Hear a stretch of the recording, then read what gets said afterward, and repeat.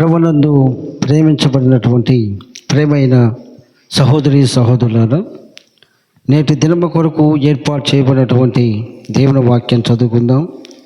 అది మత్తయి సువార్త 24వ అధ్యాయము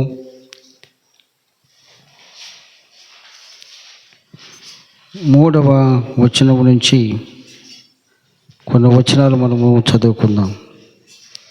మత్తయి సువార్త 24వ అధ్యాయము 3వ వచనం నుంచి, ఆయన ఒలీవల కొండ మీద కూర్చుని ఉన్నప్పుడు శిష్యులు ఆయన యొద్దకు ఏకాంతముగా వచ్చి, ఇవి ఎప్పుడు జరుగును, నీ రాకడకును ఈ యుగ సమాప్తికి సూచనలేవి మాతో చెప్పుమనగా, యేసు వారితో ఇట్లనెను, ఎవడును మిమ్మల్ని మోసపరచకుండా చూసుకొనుడి. అనేకులు నా పేరట వచ్చి నేనే క్రీస్తునని చెప్పి పలువురిని మోసపరచెదరు. మరియు మీరు యుద్ధములను గూర్చియు యుద్ధ సమాచారములను గూర్చియు వినబోదురు. మీరు కలవరపడకుండా చూచుకొనుడి. ఇవి జరగవలసి ఉన్నవి, కానీ అంతము వెంటనే రాదు. జనము మీదకి జనమును, రాజ్యము మీదకి రాజ్యమును లేచును. అక్కడక్కడ కరువులను భూకంపములను కలుగును. ఇవన్నీ వేదనలకు ప్రారంభం. అప్పుడు జనులు మిమ్మల్ని శ్రమల పాలు చేసి చంపెదరు. మీరు నా నామము నిమిత్తము సకల జనముల చేత ద్వేషింపబడుదురు. అనేకులు అభ్యంతరపడి ఒకరినొకడు అప్పగించి ఒకరినొకడు ద్వేషింతురు. అనేకులైన అబద్ధ ప్రవక్తలు వచ్చి పలువురిని మోసపరచెదరు. అక్రమము విస్తరించుట చేత అనేకుల ప్రేమ చల్లారును. అంతము వరకు సహించిన వాడెవడో వాడే రక్షింపబడును. మరియు ఈ రాజ్య సువార్త సకల జనములకు సాక్షార్థమై లోకమందంతటను ప్రకటింపబడును. అటు తరువాత అంతము వచ్చును. ప్రార్థన చేసుకుందాం. మహోన్నతుడైన తండ్రి, నీకు వందనాలు, స్తోత్రాలు చెల్లిస్తున్నాం. చదవబడిన వాక్య వచనములను మీరు ఆశీర్వదించి విరిచి మాకు వడ్డింపచేయండి. ఈ మాటలు మాకు అర్థము చేసుకునేలాగా మీ పరిశుద్ధాత్మ శక్తిని మాకు తోడుగా ఉంచమని వేడుకుంటూ ఉన్నాం. ఈ మాటలు మా జీవితానికి ఎంతో ఉపయోగకరముగాను, మేలు చేసేటివిగాను, మీ రాకడకై మమ్మలను సిద్ధపరిచేటివిగాను ఉన్నట్లు మీ ఆత్మ ద్వారా అందరితో మాట్లాడి ముచ్చటించమని నీకే ఘనత, మహిమ, ప్రభావములు ఆరోపించుకుంటూ యేసు శక్తిగల జీవం కలిగిన నామమున ప్రార్థన చేసి స్తుతించి వేడుకుంటున్నాము తండ్రి. ఆమేన్. హల్లెలూయా, హల్లెలూయా. మరియు ఆయన ఒలీవల కొండ మీద కూర్చుండినప్పుడు, ఒలీవ కొండ అనగా మనం వెంటనే ఏ గుర్తు చేసుకోవాలంటే, యేసు ప్రభువు ఈ లోకములో మానవుడిగా ఉన్నప్పుడు ఆయన ఏకాంతముగా వెళ్ళి ప్రార్థన చేసుకునేటువంటి కొండ ఒలీవ కొండ. ఇది మనము గుర్తు చేసుకోవాలి. ఆయన ఇంకనూ చీకటిగా ఉన్నప్పటి పెందలక్కడనే లేచి ఎక్కడికి వెళ్ళేవాడు? ఒలీవ కొండ దగ్గరికి వెళ్ళి, దేనికి? ఏకాంతంగా, పర్సనల్గా దేవుని యొక్క సన్నిధిలో ప్రార్థన. ఇది మనందరి జీవితంలో కూడా ఉండాలి. కేవలం కుటుంబ ప్రార్థనలో ప్రార్థన చేసుకోవడమే కాదు, బయట వెళ్ళి ఏదో ఒక మంచి స్థలాన్ని చూసుకొని అక్కడ ఎక్కడ శబ్దాలు లేనటువంటి ప్రాంతంలోకి వెళ్ళి ఏకాంతముగా మనము దేవుని యొక్క సన్నిధిలో ప్రార్థన చేసినప్పుడు అనేకమైనటువంటి సత్యాలను దేవుడు మనకు ఆ సమయంలో బయలుపరిచే అవకాశం ఉంది. కాబట్టి మన జీవితాల్లో కూడా ఏకాంత ప్రార్థన అనేది చాలా అవసరం. అది మార్గదర్శకము, మాదిరికరం ఎవరంటే ప్రభువే. చూసారా, ఆయన అలవాటుగా వెళ్ళి ఆ ప్రాంతంలో ప్రార్థన చేసుకునేవాడు. ఒకసారి ఆ ఒక కొండ దగ్గర, ఆ ఒలీవ కొండ దగ్గర యేసయ్య కూర్చొని ఉన్నాడు. ఆ సమయంలో శిష్యులు యేసయ్య దగ్గరకు వచ్చి ఏకాంతంగా వచ్చారు అందరూ కలిసి. అప్పుడు ప్రభువుని కొన్ని ప్రశ్నలు అడుగుతున్నారు. ఇవి ఎప్పుడు జరుగును, నీ రాకడకును ఈ యుగ సమాప్తికి నీ సూచనలు ఇవి? రెండు ప్రశ్నలు ఇస్తున్నారు. ఒకటి, ఇవి ఎప్పుడు జరుగును, నీ రాకడకు సూచనలు ఏమి అని రెండు ప్రశ్నలు ఆయన్ని వేస్తూ ఉన్నారు. మాతో చెప్పు, మేము రెడీగా ఉండాలి కదా, సిద్ధంగా ఉండాలి కదా. నీ రాకడ వచ్చేటప్పుడు మేము అలక్ష్యంగా ప్రార్థన లేకుండా ఉంటే, విడిచిపెట్టబడితే మాకే కదా ఇబ్బంది. కాబట్టి మాకే కదా, లోకంలో ఉన్న ప్రజలకు కూడా ఇబ్బందే కదా. కాబట్టి ఇవి జరుగుతా, నీవు వచ్చే రాకడికి ఏ సూచనలు జరుగుతుంటాయి, ఈ యుగ సమాప్తి ఇది పూర్తయ్యే దానికి సంబంధించినటువంటి సూచనలు ఏవి మాతో చెప్పమని అడిగారు. అప్పుడు ఆ శిష్యులతో చెబుతున్న విషయం ఏంటంటే, ఏం చెప్పి ఎవడును మిమ్మల్ని మోసపరచకుండా చూసుకోండి. మొట్టమొదటిగా యేసయ్య చెప్పింది, అనేక మంది నేను సేవకుని పాస్టర్లను, నేను సేవకుల నుంచి సేవకుని యొక్క రూపంలోని పాస్టర్లు అనే పేరు పెట్టుకుని ఆ రూపంలో వచ్చి మిమ్మల్ని ఏం చేయబోతున్నారు, మోసగించేటువంటి 10 రోజులు రాబోతున్నాయి. వాళ్ళు వేరే విధంగా రారు, వేరే రూపంలో రారు, సేవకుల రూపంలోని వచ్చి మిమ్మల్ని మోసపరిచేటువంటి అవకాశం ఉంది. కాబట్టి మొట్టమొదటగా శిష్యులతో చెప్పిన విషయం ఏంటంటే, పలువురు అనేక మంది సేవకుని యొక్క రూపాన్ని దాల్చుకొని మీ మధ్యకు వచ్చి మిమ్మల్ని మోసగించబోతున్నారు. కాబట్టి వాళ్ళు మిమ్మల్ని మోసపరచకుండా ఉండేటట్టుగా మొట్టమొదటిగా జాగ్రత్తగా ఉండమని శిష్యులతో అన్నాడు. ఒకటి, అనేకులు నా పేరట వచ్చి నేనే క్రీస్తునని చెప్పి పలువురిని మోసపరచెదరు. అనేక మంది నేనే యేసయ్యని, నేనే యేసు ప్రభునని చెప్పేటువంటి, ఇప్పుడు వచ్చేసిన అనేక స్థలాల్లో ఒక స్త్రీ కూడా నేనే యేసయ్యనని చెప్తుంది. అనేక స్థలాల్లో నేనే యేసు ప్రభునని చెప్పేటువంటి ఆ పరిస్థితులు వచ్చేస్తున్నాయి. మీకు తెలుసో తెలియదు, కానీ ముందుగానే ప్రభు చెప్పాడు, ఇలాగ అనేక మంది వచ్చి నేనే ప్రభువుని, నేనే క్రీస్తునని చెప్పి నా దగ్గరకు రండి అని చెప్పేసి మిమ్మల్ని మోసం చేసేటువంటి, మోసపరచకుండా చూసుకోండి. అనేకులు నా పేరట వచ్చి నేనే క్రీస్తునని చెప్పి పలువురిని పరచబోతున్నారు. మరియు మీరు సూచనలు అడిగారు కదా, యుద్ధములను గూర్చియు యుద్ధ సమాచారములను గూర్చియు వినబోదురు. వింటా ఉన్నాము లేదా? ఇటీవల మరి రష్యాకి మరి ఉక్రెయిన్ మధ్యలో చాలా రోజులు హోరాహోరీగా భయంకరమైన యుద్ధం జరిగింది. మన ఇజ్రాయేల్ యొక్క దేశములకు ఈ పాలస్తీనా గాజా ప్రాంతానికి కూడా హోరాహోరీగా భయంకరంగా ఇటీవల ఈ మధ్య వరకు జరుగుతూనే వచ్చాయి. ప్రభు శిష్యులతో చెప్పిన విషయం ఏంటి? సూచనలు అడిగారు వాళ్ళు. ఆ సూచనలుగా ఆయన చెప్తున్నాడు, యుద్ధాలు గురించి, యుద్ధ సమాచారాల గురించి మీరు వింటారు. ఇవి మీరు వింటున్నారంటే నేనిక రాబోతున్నాననే సంగతి తెలుసుకోండి. ఈ యుద్ధాలు జరుగుతున్నాయంటే అర్థం ఏంటి? ప్రభువు త్వరగా రాబోతున్నాడని అర్థం అంట. అది శిష్యులకి ప్రభు చెప్పిన సమాధానం. ఈ సూచనలు ఇలాగా, యుద్ధాలు, మీరు యుద్ధములను గూర్చియు యుద్ధ సమాచారములను గూర్చి వినబోదురు. మీరు కలవరపడకుండా చూసుకోండి. ఇవి జరగవలసినవి కానీ అంతం అనేది వెంటనే రాదు. చప్పలు కూడా దేవుని నామాన్ని గణపరుస్తాం. ఈ సూచనలు, యుద్ధాలు, ఈ సమాచారాలు మీరు వినాలి. అక్కడక్కడ భూకంపాలు, ఇటీవల ఢిల్లీలో కూడా భూకంపం వచ్చింది. మనం ప్రతిదినం న్యూస్ వార్తలు వింటే అక్కడక్కడ భూకంపాలు జరుగుతూ ఉన్నాయి. ప్రభు శిష్యులకు చెప్పినటువంటి ఆ సలహాలు ఏంటంటే, ఇవి జరుగుతున్నప్పుడు మీరు కలవరపడకుండా జాగ్రత్తగా ఉండండి. ఇవి జరగవలసినవి, ఇవి జరగాల్సిందే. ఇవి జరగకుండా అంతం రాదు. ఇవన్నీ జరగాల్సిన పరిస్థితులు ఉన్నాయి. ఇవన్నీ జరిగిన తర్వాతనే అంతము రాదు. ఇవి జరగవలసినవి కానీ అంతము వెంటనే రాదన్నాడు. జనము మీదికి జనమును, రాజ్యము మీదికి రాజ్యమును లేచును. అక్కడక్కడ కరువులను, భూకంపములను కలుగును. ఇవన్నీ వేదనలకు ప్రారంభం. చూసారా, ఇవి శ్రమలకు ప్రారంభం అంట. ఈ భూకంపాలు, ఈ కరువులు, ఈ కాటకాలన్నీ శ్రమ దినాలు, శ్రమకరమైనటువంటి పరిస్థితులు ఈ లోకాన్ని చుట్టుముట్టబోతున్నాయి. అప్పుడు జనులు మిమ్మను శ్రమల పాలు చేసి చంపేసేటువంటి పరిస్థితులు కూడా ఉంటాయి. మీరు నా నామము నిమిత్తము సకల జనముల చేత ద్వేషింపబడేటువంటి పరిస్థితులు, ఆ ప్రమాదాలు కూడా జరగబోతున్నాయి. అభ్యంతరపడి ఒకరినొకరు అప్పగించి ఒకరినొకరు ద్వేషింతురు. అనేకులైన అబద్ధ ప్రవక్తలు వచ్చి పలువురిని మోసం చేసేటువంటి పరిస్థితులు జరగబోతున్నాయి. అక్రమము విస్తరించుట చేత అనేకుల ప్రేమ చల్లారును.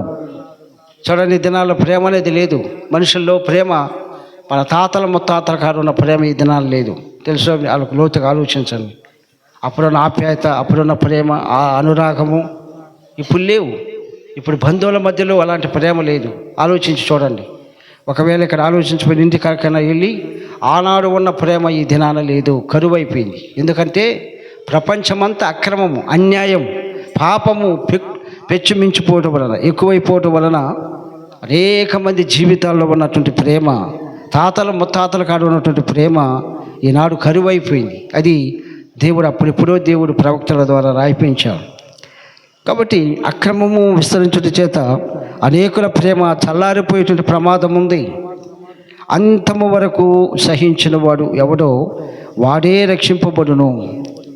అంతము వరకు మనకు ఓర్పు కావాలి, సహనం కావాలి. ఈ దినాన్ని ఓర్చుకొని సహించుకొని రేపు మళ్ళా ఆ ఓర్పు అనేది కోల్పోతే రక్షణ అనేది మనము పూర్తిగా కొనసాగించలేము. రక్షణ, దేవుడు మనకిచ్చిన రక్షణ పూర్తిగా కొనసాగింపబడాలంటే మన జీవితాల్లో ఓర్పు, సహనం అనేది ఎంతో అవసరమని దేవుని యొక్క వాక్యము సెలవిస్తూ ఉంది. మరియు ఈ రాజ్య సువార్త సకల జనములకు సాక్షార్థమై లోకమందంతటా ప్రకటింపబడును. అటు తరువాత అంతము వచ్చును. ఇప్పటికే ఆల్రెడీ ఈ సువార్త ప్రపంచమంతా ప్రకటింపబడింది. ఒక భాషలోనే కాదు, అనేకమైన భాషలు, దాదాపు 2000 భాషలలో ఆయా తెగలు, ఆయా ప్రాంతాల ప్రజలకు వినిపింపబడ్డాయి. దేవుడు అనేవాడు ఉన్నాడు, ఆయనే యేసుక్రీస్తు. అన్ని నామముల కంటే పైనామం, ఆ నామమున తప్ప మరొక నామమున రక్షణ లేదు అనే సత్య సువార్త ప్రపంచ బోధికంతలు అంతమ వరకు వినబడిపోయింది. కాబట్టి నా ప్రియమైన స్నేహితుడా, సహోదరి, ప్రభువు వచ్చేది ఆలస్యం, ఆయన త్వరగా రాబోతున్నాడు అనేది మనము తెలుసుకోవాల్సిన వారంగా ఉంటున్నాం. ఇక అనేక రోజులు అయిపోయింది. తండ్రి యొక్క సమయం 2000, కుమారుడు యేసుక్రీస్తు ప్రభు వచ్చి 2000 పరిపూర్ణము చేయబడుతూ ఉన్నాయి. కనుక పరిశుద్ధాత్మ పరిచర్య కాలంలో కూడా 2000 పూర్తి కాబట్టి కృపాకాలము దాటిపోబోతుంది. కృపాకాలము దాటిపోతుందంటే ఇంకా ప్రభు త్వరగా రాబోతున్నాడని అర్థం. పరిశుద్ధాత్మ యుగము కూడా పూర్తి కాబోయేటువంటి సంవత్సరాలు వచ్చేసాయి. కృపాకాలము పూర్తి అయిపోతే దేవుని రాకడ చాలా సమీపమనే సత్యాన్ని ఎప్పుడో వస్తాయి, ఇంకా సంవత్సరాలు ఉన్నాయి, నెలలు ఉన్నాయని మనము అలాంటి ఆలోచనలు అనేది పక్కన పెట్టేయాలి. ప్రభువైన యేసు త్వరగా రాబోతున్నాడు. దానికి సూచనలు శిష్యులకు తాట తెల్లంగా ఆయన తెలియపరిచినట్టుగా మనము చూడగలుగుతున్నాం.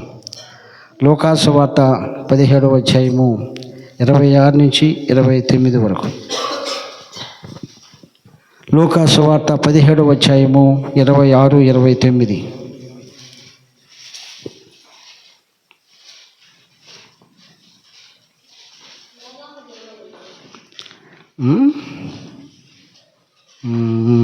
చెప్పండి. అదే నోవహు దినములలో జరిగినట్లు మనుష్య కుమారుని దినములలోనూ జరుగును. నోవహు ఓడలోనికి వెళ్ళిన దినము వరకు జనులు తినుచు, త్రాగుచు, పెండ్లాడుచు, పెళ్ళికీబడుచు ఉండిరి. అంతలో జలప్రలయము వచ్చి వారినందరినీ నాశనము చేసెను. లోతు దినముల్లో జరిగినట్టు జరుగును. జనులు తినుచు, త్రాగుచు, కొనుచు, అమ్ముచు, నారు నాటుచు, ఇండ్లు కట్టుచు నుండిరి. అయితే లోతు సుధమ విడిచిపోయిన దినమున ఆకాశం నుండి అగ్నిగంధకములు కురిసి వారినందరినీ నాశనము చేసెను. ఆ ప్రకారమే మనుష్య కుమారుడు ప్రత్యక్షమగు దినమున జరుగును. చూడండి, దేవుని రాకడ ఎలా ఉంటుందంటే, నోహ జలప్రలయం రాకమునుపు నోవహు కాలంలో జనులంతా తింటా, త్రాగతా, ఆడతా పాడతా పెళ్లి చేసుకుంటా, పెళ్ళికి ఇవ్వబడుతూ పెళ్ళిళ్ళు చేసుకోవటం, ఆనందించడం, విందులు వినోదాల్లో మునిగిపోయినారంట. ఆ సమయంలో ఏమొచ్చింది? జలప్రలయం వచ్చి ప్రపంచమంతా కూడా నేలతో ముంచేసి మరణానికి అప్పగించింది. దేవుడు ఈ దినాన ఆయన రాకడను జ్ఞాపకం చేసుకుంటూ మనకు గతమును గురించి గుర్తు చేస్తున్నాడు. నోవా కాలంలో కూడా ప్రజలు తింటూ ఉన్నారు, త్రాగుతూ ఉన్నారు, నాటుతూ ఉన్నారు, పంటలు వేసుకుంటూ ఉన్నారు, ఇల్లు కట్టుకుంటున్నారు, పెళ్లి చేసుకోవడం, పెళ్ళికి ఇవ్వబడడం, ఈ కార్యక్రమంలో నిమగ్నమై ఉన్నారంట. నోవా కాలంలో కూడా అనుకోని రీతిగా జలప్రలయం వచ్చి ప్రపంచంలో ఉన్నటువంటి ఒక్కరితనే కాదు, ప్రపంచంలో ఉన్న మనుషులందరినీ కూడా పూర్తిగా ఆ జలప్రలయం ద్వారా నాశనం అయిపోయారు. ఆ జలప్రలయంలో మిగిలింది ఒక నోవాహు భార్య, నోవాహు 3 కొడుకులు, 3 కోడలు, 8 మంది. ఈనాడు వాళ్ళు కూడా ఆ జలప్రలయంలో కూడా మునిగిపోంటే, నాశనం అయిపోతే ప్రపంచంలో ఒక మనుషులు ఉండేవారి యొక్క ఈనాడు మనం ఉన్నామంటే ఆ శాసం నోవాహు కుటుంబం బ్రతికారు కాబట్టి, వాళ్ళు నీతిగా బ్రతికారు కనుక, దేవుని భయంతో ఉన్నారు కనుక ఆ కుటుంబము దేవుడు వాళ్ళని మరణానికి అప్పగించాల, వాళ్ళ ప్రాణంతో సజీవులుగా ఉంచాడు కనుక వారి ద్వారా వచ్చిన సంతానంలో వచ్చిన వారమే మనం. లోతుగా ఆలోచించి చూడండి. జలప్రలయంలో ఆ 8 మందిని ఆపాడు, వారి ద్వారా వచ్చిన సంతానమే మనం. లేకపోతే అంతవరకు అది పూర్తిగా ఈ జనసంఖ్య పూర్తిగా అంతరించిపోయేది. అది గుర్తు చేస్తున్నాడు ప్రభు. జలప్రలయము రాకమునుపు నోవాహు కాలములో ప్రజలు దేవుని మాటకు లోబడల, వింటున్నట్టే ఉన్నారు, అర్థమైనట్టుగానే ఉన్నారు, అర్థం చేసుకున్నట్టే ఉన్నారు. కానీ వాళ్ళు దేవుని భయము లేక, దేవుడు అంటే లెక్క లేకుండా, ఈ లోకంలో వాళ్ళు భయభక్తులు లేకుండా జీవించి దైవ సేవకుడు అయినటువంటి నోవాహు మాటలు కూడా వాళ్ళు పడాలి. ఎన్ని సంవత్సరాలు ప్రకటించాడు వాళ్ళకి? నోవాహు దేవుని సువార్తను 120 సంవత్సరాలు వెళ్ళి చెప్పాడు, ఓర్పుతో సహనముతో. ప్రతి ఒక్క ఇల్లు తట్టి, ప్రతి ఒక్క తలుపు తట్టి, అమ్మా అయ్యా జలప్రలయం రాబోతూ ఉంది, ఇదిగో దాని నుంచి తప్పించుకునే దానికి మీకు ఒక పెద్ద వాడను కట్టిస్తున్న పనివారు చేస్తూ ఉన్నారు కంసాలలో వాళ్ళు ఇల్లంతా. మీరేం చేయాల్సిన అవసరంలా, మీరందరూ ఆ ఓడలోకి వస్తే చాలు అన్నాడు. ఎక్కడికి వస్తే? మీరేమి కష్టపడి పని చేయబడలే, సమటవచ్చబడలే, ఇంకేం చేయబడలే. ఆ ఓడలోకి వస్తే మీరు రక్షింపబడతారు. ఆ ఓడలోకి రండి అని సువార్తను ప్రకటించాడు. ఒక్కరు కాకపోయినా ఒక్కరు వినాలి. ఎన్ని సంవత్సరాలు? 120 సంవత్సరాలు ఇచ్చాడు అవకాశం వాళ్ళకి, వాళ్ళ మనసు మార్చుకునేదానికి, వాళ్ళ జీవితాలు సరిదిద్దుకునేదానికి, వాళ్ళ ఓడలోకి ప్రవేశించేదానికి. వాళ్ళ ఓడలోకి వచ్చి అనేక మంది, నోవాహు కుటుంబమే కదా, అనేక కుటుంబాలు రక్షింపబడాలని దేవుని యొక్క ఉద్దేశంతో నోవాహుని సువార్తను ప్రకటింపజేస్తే ఒక్కరు కాకపోయినా ఒక్కరు లోబడాల. ఎవరు లోబడ్డారో తెలుసా? నోరు లేని ప్రాణులు దేవుని మాటకు లోబడ్డాయి. ఏమి లోబడ్డాయి? నేలను పాకుతున్న పురుగులు దేవుని మాటకు లోబడ్డాయి. అవి జతలుగా ఆ ఓడలోకి, ఒకటి మొగది ఒకటి ఆడది చొప్పున, ఈ ప్రపంచంలో ఉన్న జీవరాశులన్నీ కూడా ఒకటి మొగది ఒకటి ఆడది చొప్పున ఓడలోకి వెళ్ళని వాక్యం సెలవిస్తూ ఉంది. జంతువుల్లో కూడా ఒకటి మొగది ఒకటి ఆడది చొప్పున ఆ ఓడలోకి వెళ్ళాయి. పశువులు వెళ్ళాయి, కానీ ఎవరు బాలేదు. దానిని గుర్తు చేసి ఈనాడు కూడా అంతే అంటున్నాడు. ఈనాడు కూడా అంతేనంట.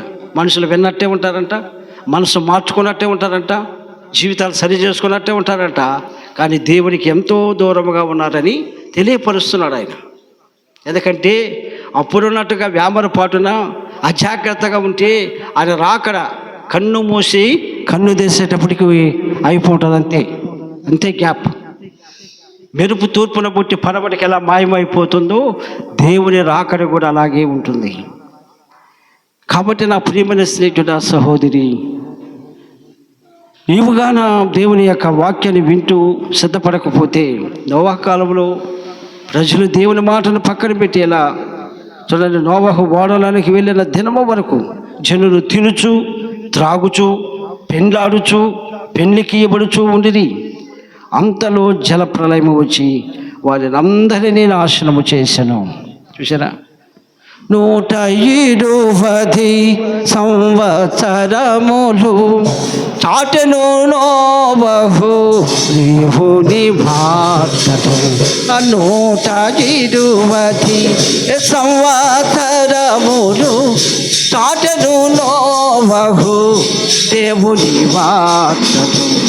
పాటించక ప్రభు మాటను వారలు, పాటించక ప్రభు మాటను వారలు. ఆ నీటిలో మునిగిరి శాపభూడిగిరి, నీటిలో మునిగిరి శాపభూడిగిరి.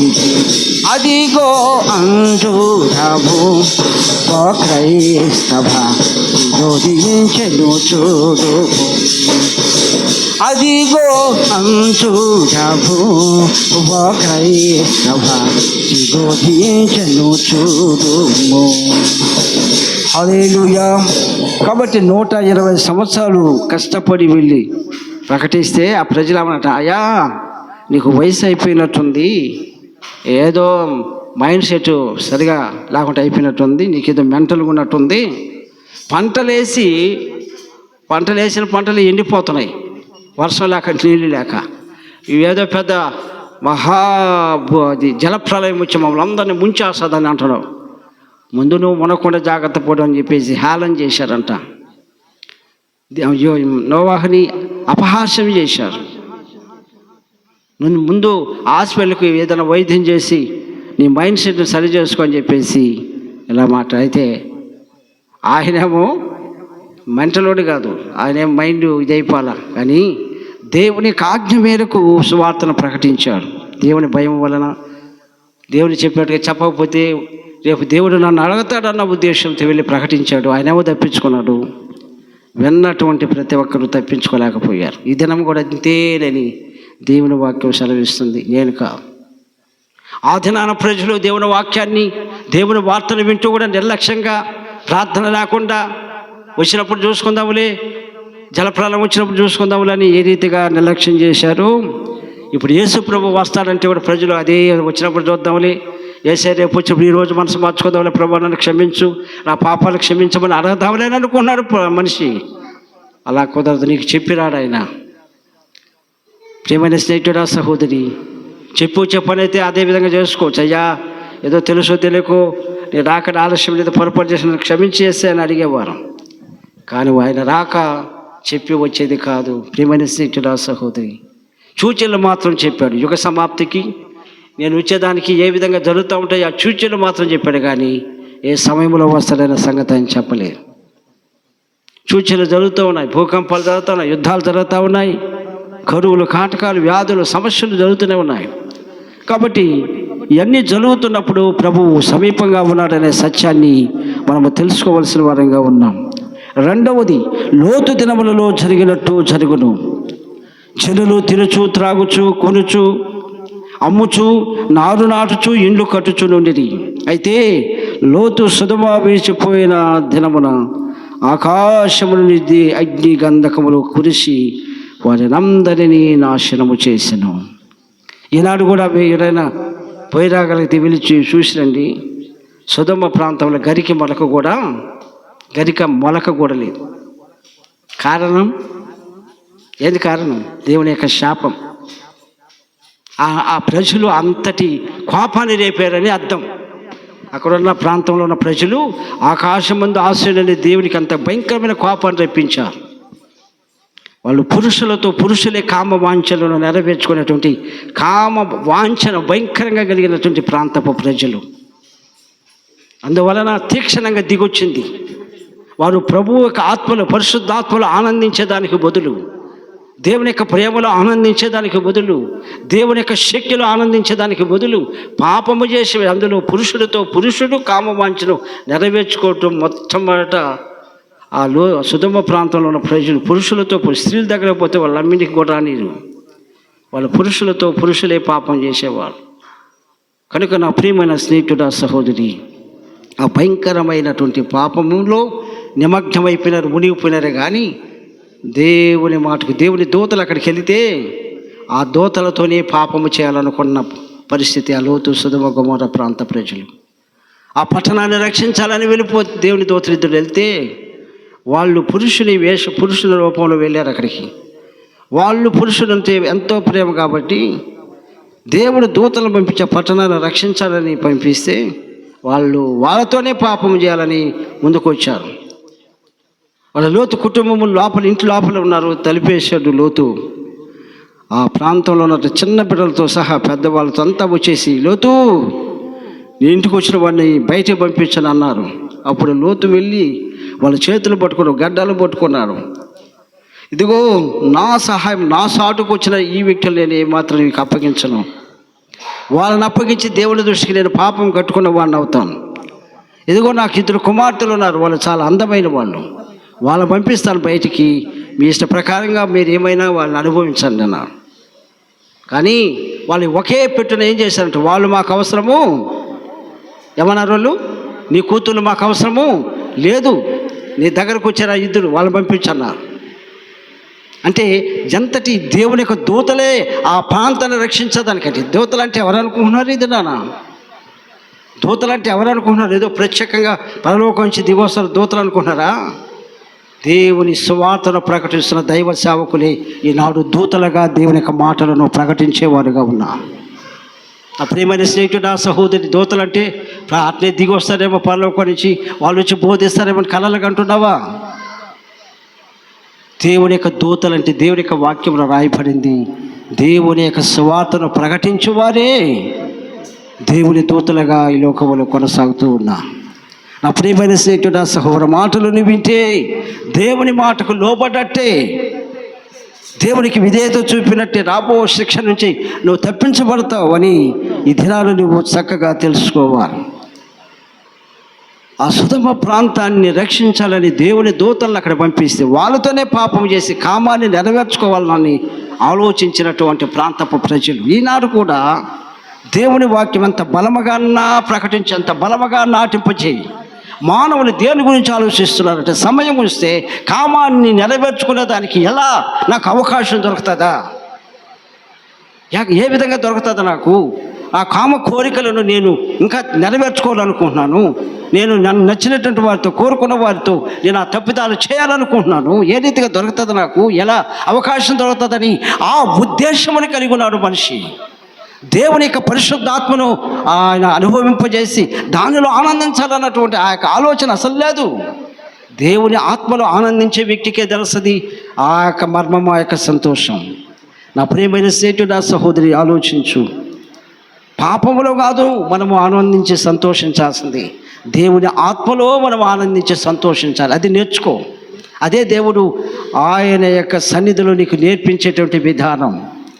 పరిశుద్ధాత్మలో లేనటువంటి ఆనందం ఈ లోకం ఇంకొక ఎక్కడ లేదు. ఆ పరిశుద్ధాత్మలో ఆనందించే వారికే ఆ సత్యము తెలుస్తుంది, కానీ మరొకరికి తెలియదు.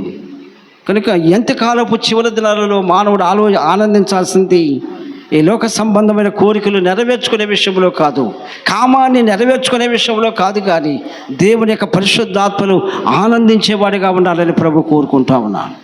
అది ఎంత మాత్రము మానవుని యొక్క మనస్సాక్షి ఒప్పుకోవడం లేదు. నీవెంతైనా చెప్పు, నీవెంతైనా బోధించు, నీవెంతైనా ప్రకటించు, నా ఆలోచన నాదే, నా కోరిక నాదే, నేను నెరవేర్చుకోవాల్సింది అదేనని మానవుడు మొండి పట్టుతో ముందుకు కొనసాగుతూ ఉన్నాను. అందువలన చూడండి, సొదొమ గొమొర్రా ప్రాంతమును దేవుని కోపం అట్లాగా ఆకాశము నుంచి అగ్ని కురిసిందంటే ఎంత కోపము రేపాడు మనిషి దేవునికి. ఆయనకి ఎంత ఇబ్బందిని, బాధను కలిగించాడో ఆ సొదొమ గొమొర్రా ప్రాంతపు ప్రజలు ఒకసారి ఆలోచించండి. అక్కడ దేవునికి వ్యతిరేకంగా ఎంత కామ వాంఛ, పురుషుడు ఎంత అవాంఛనీయమైన కార్యములు చేసి ఆకాశమందున దేవునికి కోపాన్ని రప్పించారో ఇంటి దగ్గరికి వెళ్ళి లోతుగా ఆలోచించండి. ఎంతగా వారు దేవునికి నచ్చకుండా ఉన్నటువంటి కార్యాలు చేస్తే అగ్ని ఆకాశం నుంచి అక్కడ కురిసిందో ఆ విధముగా జరగబోతుంది మనిషి కుమారుడు రాకడలు అంటున్నాం. యేసయ్య రాకడలో కూడా అదే విధంగా జరగబోతుంది. నా కుమారుడా, అలాంటి పరిస్థితులు రాబోతున్నాయి ఈ లోకం మీదకి. జాగ్రత్త. ఎవరైతే జాగ్రత్త కలిగి ఉంటారో, ఎవరు సిద్ధపడి కలిగి ఉంటారో, ఎవరైతే దేవుని యొక్క భయమును కలిగి ఉంటారో వాళ్ళందరూ కూడా తప్పించబడతారు. దేవుని రాకడలో ఎత్తబడేటువంటి యొక్క గొప్ప అవకాశాన్ని కలిగి ఉంటారు. కనుక ఆ ప్రకారం ఎన్ని చెబుతూ ఆ ప్రకారమే మనిషి కుమారుడు ప్రత్యక్షమగు దినమున జరుగును. యేసయ్య రాకడ దినాల్లో కూడా అదే విధంగా ఉంటారు. నోవహు కాలంలో ఎలా ప్రజలు ఉన్నారు అదే విధంగా ఇప్పుడు కూడా ఉంటారంట. సొదొమ గొమొర్రా ప్రాంత ప్రజలు ఏ విధంగా జీవిస్తున్నారో ఈనాడు కూడా మనిషి అదే ప్రకారం తేడా ఏమి లేదని సెలవిస్తూ ఉన్నా. ఆ రెండు కాలాల్లో జరిగినట్లే ఇప్పుడు కూడా జరుగుతుంది. మనిషి మాట దేవుని మాటలకి వినడం లేదు, లోబడడం లేదు. అందువలన దేవుని యొక్క కోపము ఈ భూమి మీదకి దిగిరాబోతూ ఉంది. అప్పుడన్న సొదొమ గొమొర్రా ప్రాంతంలో నోవహు కాలంలో జల ప్రళయముతో ఏదో నీళ్ళతోనన్నా ప్రాణాలు కోల్పోయారు. కానీ ఇప్పుడు నా ప్రియమైన స్నేహితుడా చూడండి, 2వ పేతురు పత్రికలో ఏ సెలవిస్తూ ఉంది, నీళ్ళతో సంతోషంగా సమాధానంగా కూడా మరణానికి ఆహుతి కాదు. 2వ పేతురు 3వ అధ్యాయం 7వ వచనంలో, అయితే ఇప్పుడున్న ఆకాశమును భూమియు భక్తిహీనుల తీర్పును నాశనము జరుగు దినము వరకు అగ్ని కొరకు నిలువ చేయబడినదై అదే వాక్యము వలన భద్రము చేయబడి ఉన్నది. అదే వాక్యం అంటే దేవుని వాక్యం ద్వారా అగ్ని దేవుడు భద్రపడి లోకానంతటిని పూర్తిగా ఎవరి కొరకంటే దేవుని నమ్మిన బిడ్డలుగా నాశనం చేసేదాని కోసం కాదది. ఇంకా కూడా ఎంత కూడా దేవుని యొక్క మాటలు ఘోషించి ప్రకటిస్తున్నా కూడా విననట్టు వారు వాళ్ళు భక్తిహీనులు అంటే దేవుని అంటే భయము భక్తి లేని వారిని నాశనం చేసేదానికి అగ్ని రాబోతా ఉంది. ఆ సమూహములో నీవు ఉన్నావేమో. దేవుడు మాటలు లెక్క చేయకుండా, దేవుని యొక్క మాటలు పాటించకుండా, దేవుని యొక్క మాటలు అనుసరించకుండా ఉన్నటువంటి ఆ జాబితా కలిగిన గుంపులో నువ్వు ఒకవేళ ఉన్నావేమో.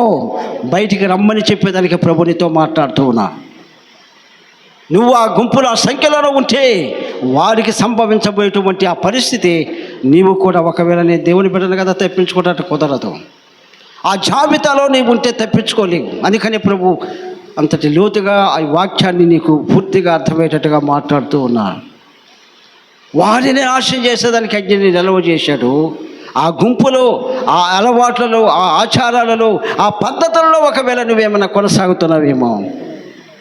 నువ్వు తప్పించుకోలేవు నా బిడ్డ అని చెప్పేదానికే ఈ వాక్యాన్ని నీతో ప్రకటిస్తూ ఉన్నారు. ఏదో నిన్ను కూర్చొని పెట్టి రోంచేపలాగా లాలన పాలన చేసి లాలించి పంపించే దాని కొరకు కదా ఆయన ఇక్కడ సేవకుని నియమించింది.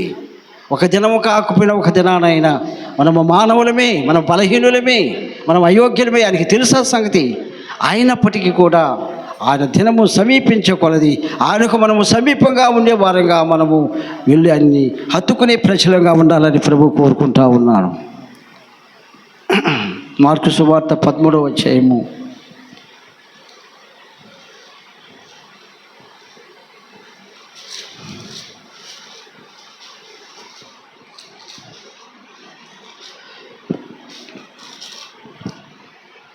32 నుంచి 37 వరకు. ఆ దినమును గూర్చియు ఆ ఘడియను గూర్చియు తండ్రి తప్ప ఏ మనుష్యుడైనను పరలోక మందిని దూతలైనను కుమారుడైనను ఎరుగరు. జాగ్రత్త పడుడి, మెలకువగా నుండి ప్రార్థన చేయుడి. ఆ కాలం ఎప్పుడు వచ్చునో మీకు తెలియదు. ఒక మనుష్యుడు తన దాసులకు అధికారం ఇచ్చి ప్రతివానికి వాని పని నియమించి మెలకువగా ఉండుడని ద్వారపాలకునికి ఆజ్ఞాపించి విల్లు విడిచి దేశాంతరము పోయినట్టే ఆ కాలము ఉండును. ఇంటి యజమానుడు ప్రొద్దుగునికి వచ్చును, అర్ధరాత్రి వచ్చును, కోడు కూయినప్పుడు వచ్చును, తెల్లవారినప్పుడు వచ్చును, ఎప్పుడు వచ్చునో మీకు తెలియదు. ఆయన అకస్మాత్తుగా వచ్చి మీరు నిద్రపోవచ్చునట చూచునేమో. కనుక మీరు మెలకువగా ఉండుడి. నేను మీతో చెప్పుచున్నది అందరితోనూ చెప్పుచున్నాను, మెలకువగా ఉండుడని చెప్పాను. చప్పలు కూడా దేవుని నామాన్ని కనపరచండి. ఇంటి యజమాని అప్పగించి దూర ప్రాంతానికి వెళ్ళున్నాడట. ఆయన రాబోతున్నాడు. ఎప్పుడు వస్తాడో తెలియదు. అర్ధరాత్రి వస్తాడు, కోడి కూసేటప్పుడు వస్తాడు, తెల్లారేటప్పుడు వస్తాడు, ఎప్పుడు వస్తాడో తెలియదని ముందుగానే తెలియపరిచాడు ఆయన. నేను ఎప్పుడు వస్తాడో తెలియదు ఆయన యజమానుడు. ఆయన ఎప్పుడు వచ్చినా జాగ్రత్తగా మెలకువగా ఉండటకు సిద్ధంగా ఉండండి అని దీని వాక్య అర్థం. ఇది ఏం చెప్తున్నాడు? నేను మీతో చెప్పుచున్నది ఈ విషయాలు అందరితో చెప్తున్నాడు. ఇక్కడున్న వీళ్ళతో కాదు, ప్రపంచ భూదిగతుల ప్రజలందరితో చెప్తున్నాడు ఆయన. ఆ యజమానుడు అనేవాడు ఏ సమయంలో వస్తాడో తెలియదు. నువ్వు అనుకుంటా అజాగ్రత్తగా ఇంకా లోకంలో చేయాల్సినవి ఎన్నో ఉన్నాయి, లోక సంబంధం ఆశలు ఉన్నాయి, నేను ఇంకా ఆ కోరికలు నెరవేర్చుకోవాలి, ఈ కోరికలు నెరవేర్చుకోవాలి, అది నెరవేర్చుకోవాలి అనుకుంటా ఉంటే యజమానుడు వచ్చేసాడు అనుకో పరిస్థితి. అదే ఆయన చెప్తున్న విషయం. ఇంకా ఈ లోకంలో అనుభవించాల్సినట్టు ఇంకా రకరకాలుగా ఉన్నాయి అనుకుంటా నువ్వు కొనసాగుతూ ఉంటే ఆ సమయంలో ఆయన యజమానుడు వచ్చాడు అనుకోండి, ఏమవుతుంది పరిస్థితి? విడిచిపెట్టబడితే జరిగేది ఏంటి? నీ ప్రశాంతమైన జీవితాన్ని కోల్పోతాం, యుగయుగములు అనుభవించే ఆనందాన్ని కోల్పోతాం, యుగయుగములు అనుభవించే సంతోషాన్ని కోల్పోతాం ఒక్క క్షణములోని. నిత్యము యాతన, వేదన, బాధ, కన్నీళ్ళు, భయము, చీకటి, దప్పిక, దాహం కలిగిన స్థలంలోకి వెళ్తావు. దీని కొరకు నువ్వు దేవునిని నమ్ముకున్నది, దీని కొరక దేవునిని మనం ఆరాధించేది, దీని కొరక దేవునిని మహిమపరిచేది. ఆలోచించుకో నా ప్రియమైన స్నేహితుడు, ఆ సహోదరి. దీని కొరగా అన్నితర దానిలో పోయి దాని కొరకు మనం దేవుని నమ్ముకున్నది, దాన్ని తెప్పించబడి దేవునితో కలిసి సంతోషించే దాని కొరకు ప్రభు ఆయనకు ప్రియమైన బిడ్డలుగా ఆయన కుటుంబంలోనికి మనల్ని ఆహ్వానించాడు. ఈ సత్యాన్ని మనము లోతుగా గ్రహించగలిగితే ఆయన ఎప్పుడు వచ్చినా సరే సిద్ధంగా ఉండగలం. ఇది అని చెప్పింది, ఎప్పుడు వస్తాడో తెలియదు. దీని కొరకు నీవు ఎదురు చూసే వ్యక్తిగా ఉండాలని ప్రభు ఆశ కలిగి ఉంటున్నాం. లోకా 21, 25, 28 లోకా సువార్త 21వ అధ్యాయము 25, 28. మరియు సూర్యచంద్ర నక్షత్రములను సూచనలను భూమి మీద సముద్ర తరంగము వలన ఘోష వలన కలవరపడిన జనములకు శ్రమయు కలుగును, ఆకాశమందలి శక్తులు కదిలింపబడును. కనుక లోకం మీదకి రాబోచున్న వాటి విషయమై భయము కలిగి మనుషులు ఎదురు చూచుచు ధైర్యము చెడి కూలుదురు.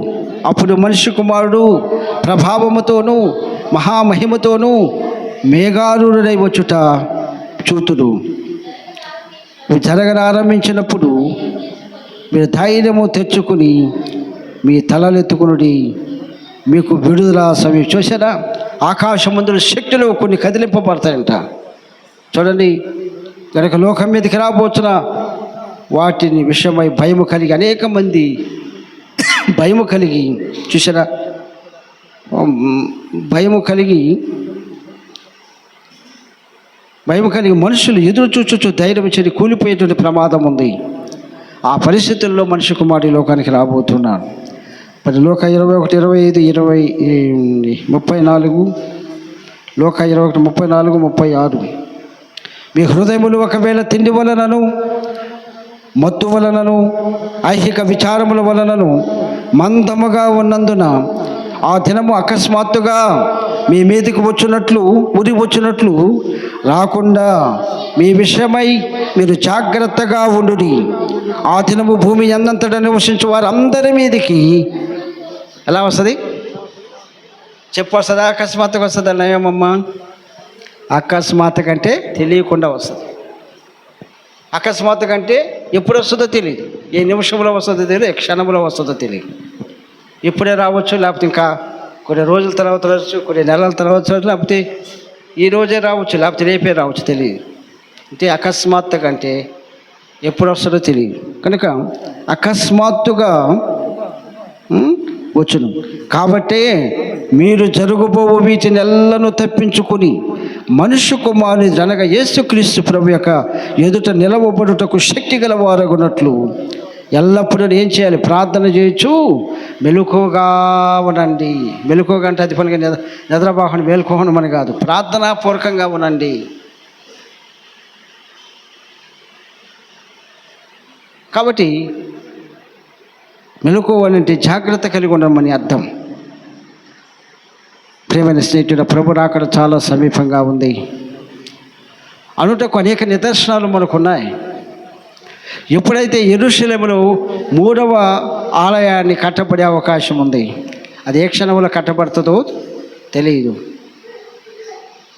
ఇప్పటికీ ఎన్ని ఆలయాలు కట్టారు తెలుసు. మొట్టమొదటిగా దావీదు కుమారుడైన సొలొమోను యెరూషలేములో దేవాలయాన్ని కట్టారు, దానిని కూల్చేశారు ఆ దేవాలయాన్ని. ఆ తర్వాత కోరెష్ కాలంలో 150 సంవత్సరాల తర్వాత కోరెష్ యొక్క కాలంలో తిరిగి 2వసారి యెరూషలేము దేవాలయం కట్టబడింది. ఆ తర్వాత అది కూడా ఏం చేయబడింది, అది కూడా కూల్చివేయబడింది. ఇప్పుడు మరలా అదే స్థలములో 3వ యెరూషలేములో 3వ ఆలయాన్ని కట్టాల, అది లేఖనాలు తెలియపరుస్తూ ఉంది. 3వసారి యెరూషలేము ఆలయాన్ని కట్టాలని ఎప్పుడైతే ఆలోచన కలుగుతుందో ప్రభువు రాకడప్పుడే ఉంటుంది. చప్పలు కొట్టి దేవుని నామాన్ని కనపరచు. ఈ కాలంలో ఈ పరిస్థితుల్లో సూచనలు జరుగుతూ ఉన్నాయి. ఇశ్రాయేలు యొక్క ప్రజలు తిరిగి 3వ ఆలయమును కట్టబోతున్నారనే సంకేతాలు వస్తున్నాయి. అంటే అర్థమేంటి? దేవుని యొక్క రాకడ చాలా సమీపము. ఇంకా అనేక సంవత్సరాలు కూడా లేవు. ఇంకా అనేక సంవత్సరాలు లేవు. ఇక కొన్ని సంవత్సరాల లోపలనే యెరూషలేము దేవాలయాన్ని కట్టాలనేటువంటి ప్రయత్నాలు కొనసాగుతున్నాయి. ఏ క్షణంలోనైనా వాళ్ళు ప్రారంభించవచ్చు, ఏ క్షణంలోనైనా ఏ నిమిషంలోనైనా ప్రారంభించవచ్చు, తెలీదు. అది ప్రారంభించబడతారు అనే దానికంటే ముందుగా దేవుని యొక్క రాకడ రాబోతుంది. రహస్య రాకడ అంటారు దాన్ని. ఆ రాకడలో నువ్వు సిద్ధంగా ఉంటే నువ్వు ధన్యుడు అవుతావు. ఆ రాకడలో విడిచిపెట్టబడితే ఈ లోకంలో ఉన్న అనేకమైనటువంటి శ్రమలు, భయంకరమైన స్థితిగతులను ఎదుర్కోవాల్సిన పరిణామాలు వస్తాయి. నా ప్రియమైన స్నేహితుడా, సహోదరి, జరుగుతున్న సన్నివేశాలు, సూచనలు అవన్నీ వింటుంటే, చూస్తూ ఉంటే ప్రభు రాకడ చాలా సమీపమని నిర్ధారణ అవుతూ ఉంది. మత్తయి సువార్త 24:31.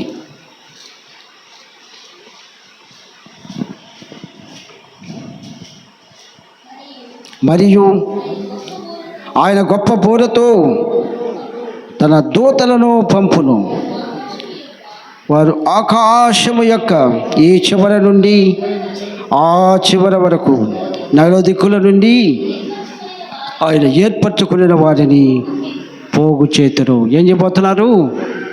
దేవుడు ఆయన దూతలను పంపించబోతున్నారు. ఆయన రాక ముందుగా తూర్పు, పడమర, ఉత్తర, దక్షిణంగా ఎవరైతే దేవుని నమ్ముకుని సిద్ధపడి ఉంటారో, ప్రభువా నువ్వు వస్తే చాలు, నేను నీతో పాటు వచ్చేదానికి సిద్ధంగా ఉన్నానని ఎవరైతే సిద్ధపడి ఉంటారో వాళ్ళందరినీ ఒకే స్థలమునకు, ఒక చోటికి పోగు చేసేదానికి దేవుని దూతలు రాబోతూ ఉన్నారు. నా ప్రియమైన స్నేహితుడా, ఈ దేవదూతలు తూర్పు, పడమర, ఉత్తర, దక్షిణంగా పోగు చేసేటువంటి ఆ యొక్క సమూహములో నీవు ఉంటావో లేదనే దానికి పరీక్షించుకునేదానికి ప్రభు నీతో మాట్లాడుతూ ఉన్నాను. ఆ గుంపులోనికి చేర్చబడతావో లేదు. ఆ గుంపులోకి నువ్వు వస్తే ఎంతో ధన్యుడివి, ధన్యురాలి, ఎంతో నీకు మేలు, ఎంతో మంచి జరుగుతుంది. దేవుని యొక్క దూతలు వచ్చి 4 దిశలో ఉన్న దేవుని భయము, భక్తి కలిగి సిద్ధపాటు కలిగిన బిడ్డలను పోగు చేసే గుంపులోకి నువ్వు సమకూర్చబడతావో లేదనేది ఇప్పుడు అనుమానం. అదే ఇప్పుడు సందేహం. ఆ సందేహాన్ని నీవే నివృత్తి చేసుకో. లేదు, నేను ఆల్రెడీ సిద్ధపడి ఉన్నాను, నేను ఈ లోకం అంటే నాకు నచ్చదు, ఈ లోక ఆశలన్నీ కూడా పక్కన పెట్టేశాను, నాకు ప్రభువే శ్రేష్టము, శాశ్వతము ఆయనే. ఈ లోకంలో ఉన్నదాని అంతటికంటే ప్రభువే నాకు ముఖ్యం. ఆయన కొరకే నేను బ్రతుకుతున్నా. ఎందుకంటే నా కొరకు ఆయన ప్రాణాన్ని ఇచ్చిన దేవుడు. రక్తం ద్వారా నా పాపాలు కడిగిన వాడు, పరిశుద్ధపరిచి ఆయన విలువైన సంఘములో నన్ను చేర్చాడు. కనుక నేను బ్రతికినా చనిపోయినా నా ప్రభువు కొరకే నా జీవితాన్ని కొనసాగిస్తాననేటువంటి ఆ దృక్పథం అనేది మనం ఎప్పుడైతే కలిగి ఉంటామో అప్పుడు ఆ రాకడలో మనము ఎత్తబడే గుంపులోకి చేర్చబడే పరిస్థితి మనము సంపాదించుకోగలం. ఆ స్థితిలో మనం ఉండాలని ప్రభు ఆశపడుతూ ఉన్నాను. ఆ గుంపులో మనం ఉండాలనే ప్రభు ఆశ. చూడండి, అపోస్తల కార్యములు 20వ అధ్యాయము 28వ వచనం. అపోస్తల కార్యములు 28వ వచనం. దేవుడు తన స్వరక్తమిచ్చి సంపాదించిన తన సంఘమును కాయుటకు పరిశుద్ధాత్మ మిమ్మల్ని దేనిందు అధ్యక్షులుగా ఉంచెను. ఆ యావత్ మందను గూర్చియు మీ మట్టుకు మిమ్మల్ని గూర్చియు జాగ్రత్తగా ఉండుడి. చూసాడు, దేవుడు ఈ సంఘం అంటే తన సొంత రక్తం ఇచ్చి సంపాదించిన సంఘం ఇది. ఇది నీది కాదు, నాది కాదు, ఎవరిది కాదు. ఇది అర్థమవుతుందా మీకు? ఈ సంఘం అంటే ఎవరిది? ఇది అమ్మా, ఎవరిది ఈ సంఘం? ఎలా సంపాదించాడు ఆయన? తన సొంత రక్తం ఇచ్చి మనల్ని సంపాదించుకున్నాడు. ఆయన రక్తంతో మన దోషాల పరిపాలనని కూడా కడిగి శుద్ధీకరించి పరిశుద్ధపరిచి ఆయనకు ప్రియమైనటువంటి కుటుంబ సభ్యులుగా చేర్చుకున్నాడు.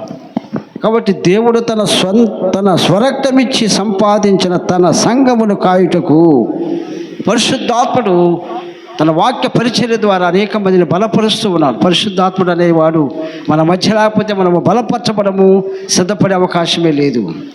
సంఘంలోకి వచ్చిన మన అందరినీ పరిశుద్ధాత్మ దేవుడు అనేక సలహాలు ఇచ్చి, అనేక సూచనలు ఇచ్చి ఆయన రాకడకు సిద్ధపడేటువంటి గొప్ప ఆ భాగ్యాన్ని మనకు సమకూర్చి పెడుతూ ఉన్నాడు. కనుక నా ప్రియమైన స్నేహితుడు, అసలు సంఘం అనగా ఆయన సంపాదించినటువంటిది సంఘం. కాబట్టి ఆ సంఘంలో ఉన్న నీవు నేను చాలా సిద్ధపాటు కలిగి ఉండాలి. దేవుని దూతలు వచ్చి సమకూర్చే ఆ సమూహములు, ఆ గుంపులను ఉండేటట్టుగా మన జీవితాలను మనం సరి చేసుకునే వారంగా ఉండాలి. ఆయన జీవ గ్రంథములో మన పేరు వ్రాయబడే ఉండేటట్టుగా చేసుకోవాలి. అప్పుడే మనము దేవుని యొక్క పట్టణములో, నూతన యెరూషలేములో మనము ప్రవేశించేదానికి గొప్ప అవకాశం ఉంటుంది. అటు అర్హతను, ఆ భాగ్యమును, ధన్యతను ప్రాణముతో ఉన్నప్పుడే, సజీవులుగా ఉన్నప్పుడే దేవుని యొక్క రాకడలో మనము ఎత్తబడే దాని కొరకు సిద్ధపడాలని ప్రభు ఆశపడుతూ ఉన్నాడు. ఎందుకంటే నిలువరమైన పట్టణము మనకి ఈ లోకంలో లేదు. ఎంతకు అలాగే ఈ లోకంలో నేను కొనసాగుతాను, ఈ లోక సంబంధంగానే ఈ ఆనందముని, ఈ సంతోషాన్ని అనుభవిస్తుంటే కుదరదు. కనుక నిత్యము మనం అనుభవించబోయే ఆనందము పరలోకములో మన కొరకు దేవుడు దాచి ఉంచాడు. ఆ మహానందములో ప్రవేశించినట్లు మనము సిద్ధపడిలాగున పరిశుద్ధాత్మ దేవుడు ఆయన రాకడ యజమానుడు ఎప్పుడు వస్తాడో, ఏ క్షణంలో, ఏ నిమిషంలో వస్తాడో తెలియదు. కనుక ఆయన ఏ క్షణంలో వచ్చినా మనం ఆయనతో పాటు ఎత్తబడేదానికి సిద్ధంగా ఉన్నట్లు పరిశుద్ధాత్మ దేవుడు ఈ మాటలను దీవించునుగాక. ఆమేన్. సమస్త జ్ఞానమునకు మించిన దేవుని నెమ్మది మన హృదయములకు, తలంపులకును ఇప్పుడు ఎల్లప్పుడూ సదాకాలము తోడేనుగాక. ఆమేన్. హల్లెలూయా, హల్లెలూయా, హల్లెలూయా.